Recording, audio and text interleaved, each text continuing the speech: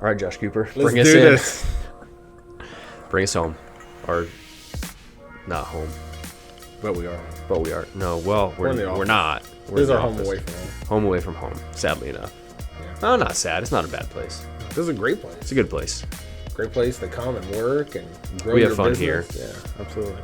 Well, if you didn't catch on to this, we are Josh and Justin, and this is the Maximize Podcast, episode number 8. Nueve? Great question. I don't know the answer to that question. Nueve. Nine. Zach in the corner with all the answers. So, episode 9, and today we're going to talk about a few things. So, if you have been living under a rock, you don't know what's going on in the real estate world, right? Hard to imagine. Hard to imagine, but if you know anything that's going on with the real estate world, it has been trending, obviously, in an amazing direction for sellers, building equity. Buyers had great rates. Notice I said had great rates. They're still good rates. Historically, they're okay. Yep.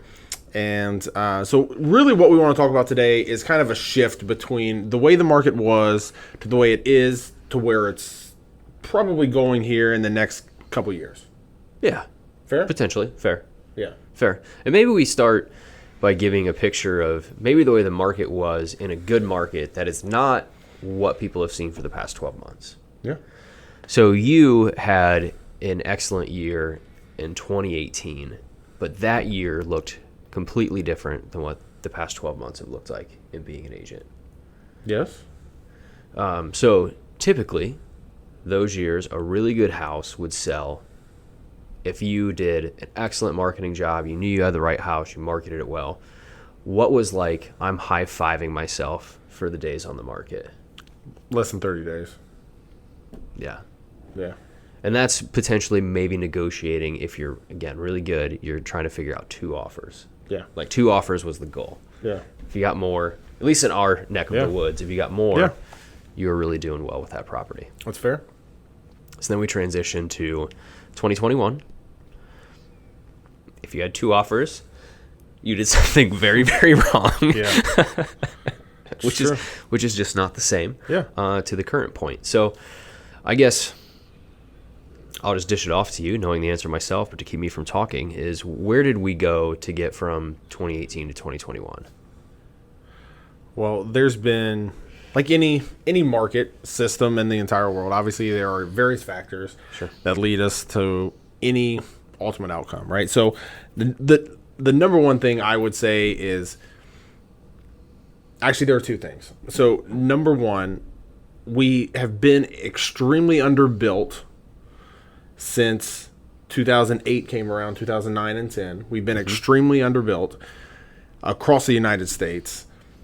And then you had a real big dip in interest rates. Yes. So the low interest rates being with the underbuilt, it has caused this impact. It's supply and demand, right? So when you don't have enough of things, like you don't have enough of houses, prices tend to rise. And buying power of those buyers, because interest rates were so low, increase even more. It's kind of like, hey, why not? Because I'm living within my budget. Correct. Absolutely. Yeah. Right. So that's, and we're chronically underbuilt. And what I'm feeling with my buyers in this current market with the equity in large homes, the downsizing from that generation, I feel like we're chronically underbuilt in the freestanding and shared wall condo type areas. Absolutely. Chronically. Yeah. And you would think, like, you know, and then of course with COVID and all the other things, you have, it makes it even more of a headache to try to build these things because material prices are just through the roof. So we've gotten to the point where if we're seeing a pickup in those areas, we're seeing a pickup in the development of those things only within the markets that have the economic foundation to support the purchase prices in the higher echelon. So, we're seeing condos that maybe up a little bit further north of the central Ohio area to where kind of would be more of our home base and where we live our office in and out, where a really nice condo, ideally you want to be in like the 250. What we're seeing is they're being built in the areas where that material price doesn't matter because they're hitting the 3s, right? Yeah. And so you've created even a greater backup of demand for those specific items, which I think in some way it'll help when those things get built But that's a whole nother story. Well, and then what you look at those things too is like those people that are going to buy those houses, they're typically downsizing. They're trading out of equity. So they're cashing in the asset of the house they had, using that equity to go in and purchase this. A lot of times Cash. 1 out of 4 homes in our area are closed cash. Doesn't matter. That's 1 out of 25% of the homes closed in our MLS is cash. That's pretty crazy. Yeah. So, but you have a lot of people that are doing those, but those things are not on the market because, when they pop up on the market, they go like that's one area which they go super quick. Super quick. And so what you're seeing is from the days on market we talked about earlier, from 2018, being a good like I'm gonna pat myself on the back as a 30-day contract. Yeah, like 21 days. If you got it by like that 3-week mark, so you didn't hit the 30s, like I felt like I was a superstar for my clients. Yeah, like I hustled for 21 days. Yeah. If I get to 10 now, I don't know if I should fire myself or not. Well, and like what's funny is like we are starting to see a pivot in the market. Yes. And it's not a bad pivot. It's instead of 6 months ago to 18 months ago when you're seeing houses go off the market in seconds, now they're days, maybe even weeks. Sure. And so like you're starting to see those days on market creep up, and what you're seeing a lot of it I wouldn't say a lot of it, but you're seeing some sellers still think we're in that market we were 12 months ago. They're still pricing it at what high. Yeah. It's sitting on the market for longer, and then you're seeing big price cuts. Yeah, and so I think, we'll get back to like the shift of where we were going this, but just to go on that one point, I think what you are understanding with some sellers, and I experienced this myself with a listing, is they're not looking at things on like an 8-month window. So if I run a current comparable analysis of homes that have sold, that home comparison is pulling the values of the homes in your neighborhood that sold over asking price.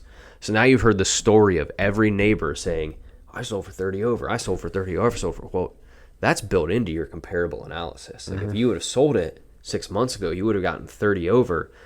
Now maybe you're getting 10 under, but that 10 under with the way the market is kind of shifted in some areas is still 8-month window, 20 over what the house was worth 8 months ago. Yeah. And so we're starting to see, it feels like more of, so if the trajectory had looked like this, it feels like it's kind of flattened, and then it just kind of bounces up and beyond the line depending on what neighborhood we're in, is what it has felt like. Yeah. And a lot of factors leading to the cost of money. Yeah. Inflation obviously is a big deal. Interest rates going up, big deal. All that stuff has impact on the real estate market.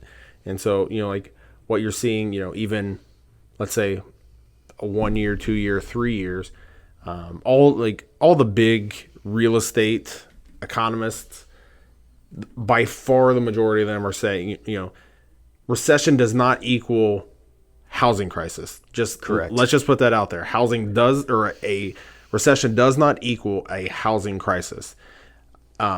If you look historically, even during recessions, minus 2008 and 2010, because I know that's the freshest thing that's on people's minds. But historically, housing prices still appreciate through the recessions.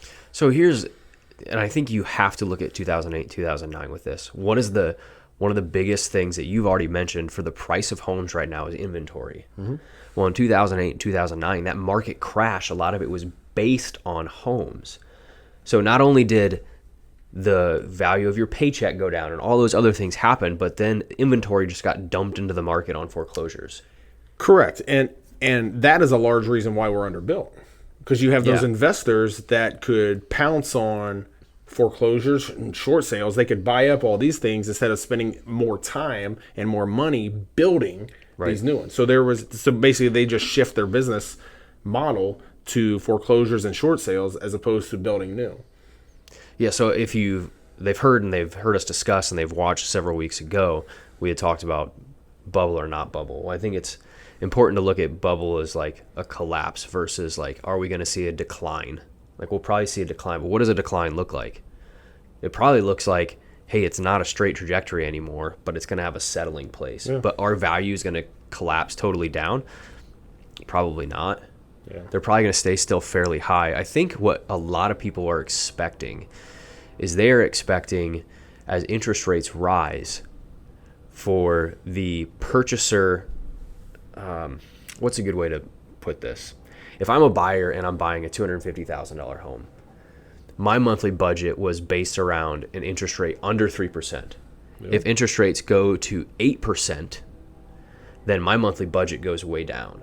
I think the expectation that a lot of people have is that that same home that I was looking at, because it's what I could look at then, that the homes are going to mirror the buying power of their old buyers. Yeah, and I don't think they're going to do that at all. That's going to happen. I think you'll watch, again, we'll go back to 250. I think you might watch a 250 turn into a 235. But I don't, like, the difference in that interest rate is not now 235. Like, that buying power is significantly bit different. Yeah. So if there's always is it a good time for you to say on the market? But I think if you are actively looking, instead of being discouraged or say, like, I'm just going to wait till it totally collapses, well, I think you're still flipping a coin there where you could end up way in over what you thought. And one of the things that I heard this past week in my, in like one of the real estate communities I'm in, there's, you marry the house, you don't marry the rate, right? It's true. So you get the house that you want. A good savvy homeowner is going to refi, and they're going to figure this stuff out as they go along, as rates change. They're going to do that anyway. Sure. I mean, like, we had people doing that when they had 3.25 rates anyway. They're like, oh, yeah, I'm going to refi. Who in the world 10, 15, 20 years ago thought, like, man, if I had a 3.25 rate that they're going to refi, try to get a lower rate? There's no way. No, you're right. I think the only people who could possibly be sitting thinking there's a large benefit to the market going down is somebody with, like, pockets deep enough that when they sit down they're taller. Like, the stacks are just underneath them in an absorbent amount. It depends on your goals, just like you said. Yeah, just all the time. The money's just growing. Yeah.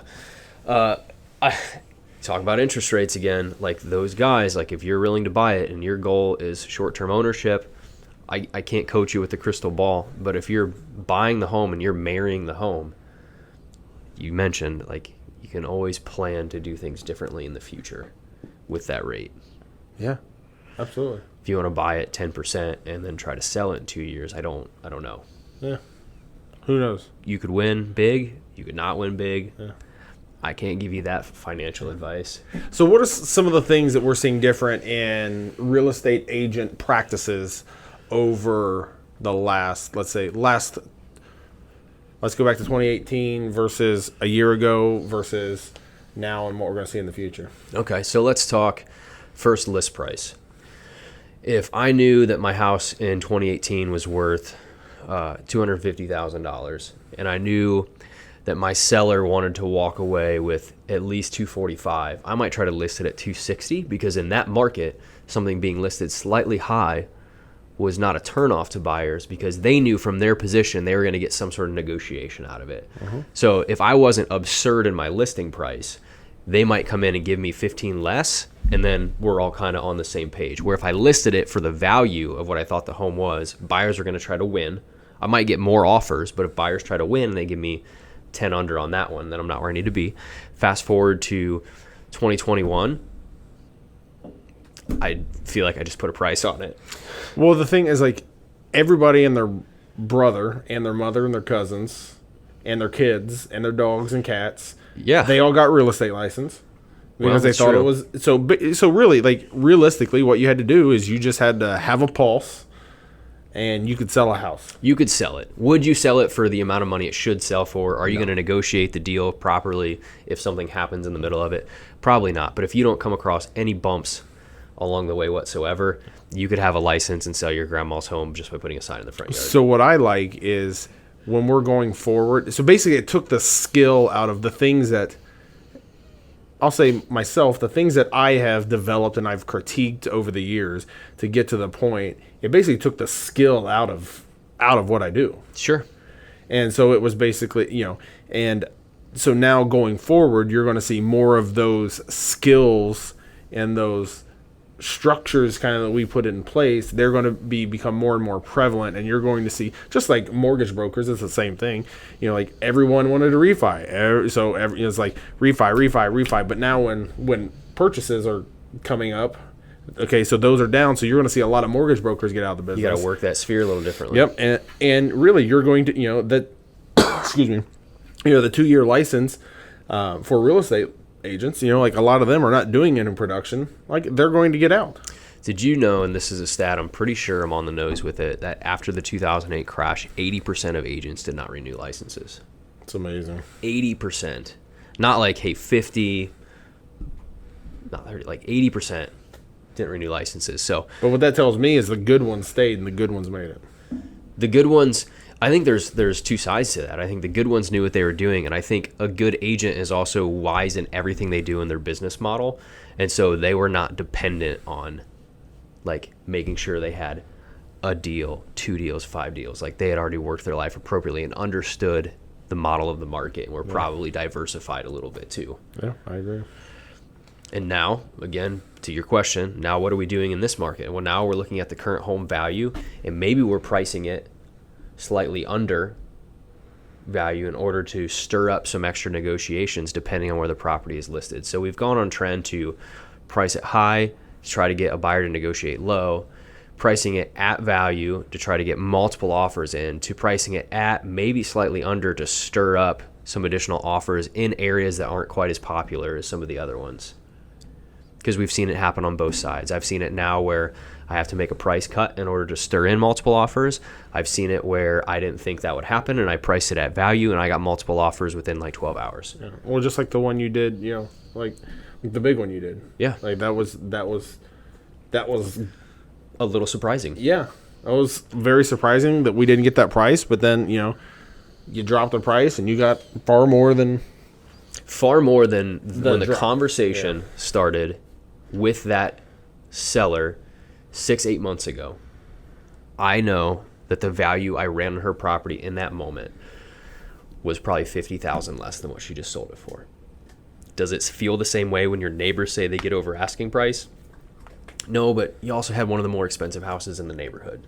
So yeah, we're seeing things operate differently at the moment. Yeah. And a lot of that you pass off to interest rates, which is causing frustrated buyers, which is causing less mortgage applications to be made.